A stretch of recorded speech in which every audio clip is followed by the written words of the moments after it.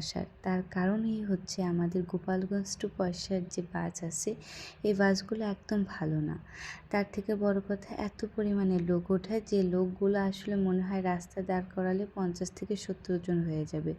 যার জন্য আমার বাস জার্নি একদম ভালো লাগে না। যখন আমি একা যাই বা একা বাড়িতে যাই গোপালগঞ্জ আসি তখন বাসেই যাতায়াত করি, কিন্তু মাকে নিয়ে আসলে আমি ভ্যান নিয়ে আসি। আজকে মাকে নিয়ে গোপালগঞ্জ যাওয়ার একটাই কারণ হচ্ছে মাকে ডক্টর দেখাবো, মা ভীষণ অসুস্থ। তো গোপালগঞ্জ এসে আমি রান্না করে নিচ্ছি ভুনা খিচুড়ি, যার জন্য আমি চাল ডাল সব কিছু আগে থেকে জোগাড় করে নিয়েছিলাম। আর যেহেতু বাড়িতে গেলেই মা কত রকম যে রান্না করে খাওয়ায় যেটা বলার মতো না। আর আমরা বাড়ি থেকে এসেছি সকালবেলা, মা ঘুম থেকে উঠে গরুর দুধ দোয়ান থেকে শুরু করে তারপরে এত কাজ বাজ করেছে, সিদ্ধ ভাত রান্না করে আমরা খেয়ে এসেছি। তাই গোপালগঞ্জ প্রথম এসেই আমি রান্না চাপিয়ে দিয়েছি, একটা কারণ কাকা এসেছে, আমাদের একটা কাকার ভ্যান নিয়ে আসছি। কাকারও দুপুরবেলা খাবারটা হয়ে যাবে, যেহেতু বাইরে খেতে গেলে অনেকগুলো টাকা লেগে যাবে। এর জন্য বাসায় বসে আমি ভুনা খিচুড়ি রান্না করে নিয়েছি চাল ডাল সব কিছু দিয়ে। আর আমার এই কড়াইটার সব থেকে বড় কষ্ট হচ্ছে কি, কড়াইটা আমি একবার ম্যাচে রেখে গেছিলাম, সেই সময় ম্যাচের কিছু মেয়েরা রান্না করে একদম কড়াইটা নষ্ট করে দিয়েছে। কিন্তু আমি অনেক চেষ্টা করার পরেও আমি একদম পরিষ্কার করতে পারিনি। তারপর মা চেষ্টা করলো, অনেকটাই পরিষ্কার করেছে, মায়ের হাতে গুণ আছে বললেই চলে। কিন্তু আমি তো এত সুন্দর করে পরিষ্কার করতে পারি না, মা অনেকটা পরিষ্কার করেছে, যেটা আমার কাছে খুব ভালো লাগলো। কারণ কড়াইটা দেখতে যত পরিষ্কার হবে, যত সুন্দর হবে, ততই না ভালো লাগে।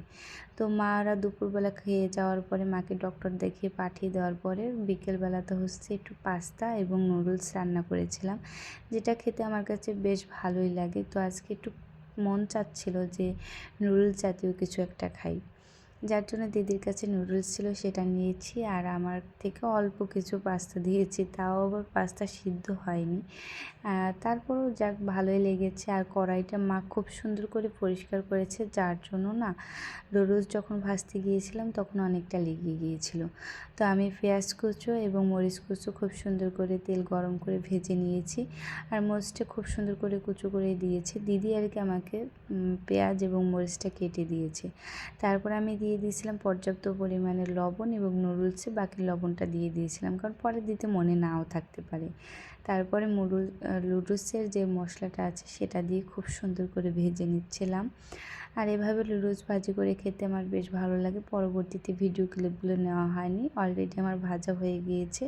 তো নুডলসটা আজকে একটু অন্যরকমই হয়েছে, রান্নাবান্না অতটা ভালো পারি না যে খুব ভালো হবে।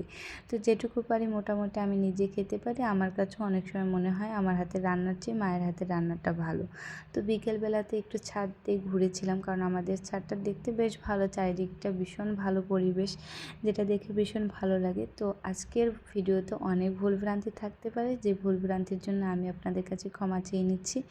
যদি কোনো ভুল ত্রুটি করে থাকে অবশ্যই ক্ষমা করে দেবেন, এবং আমার ভিডিওগুলো আপনাদের কেমন লাগে সেটা অবশ্যই জানাবেন। অনেক সময় হয় অনেক ভুলভ্রান্তি কথাবার্তা বলে ফেলি, যার জন্য সত্যিই আমি আন্তরিকভাবে দুঃখিত। অসংখ্য ধন্যবাদ ভিডিওটি সম্পূর্ণ দেখার জন্য। ধন্যবাদ সবাইকে।